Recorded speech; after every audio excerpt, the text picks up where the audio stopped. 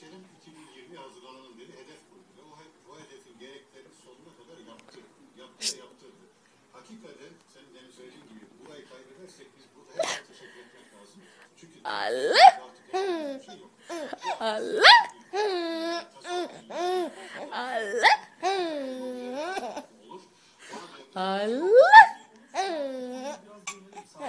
Allah.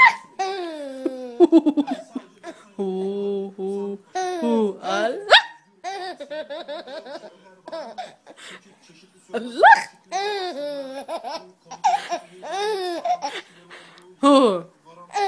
Ne oldu? Allah.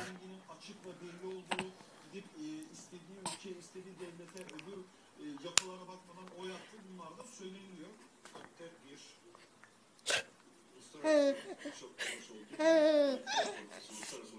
Çok bir kere şu anki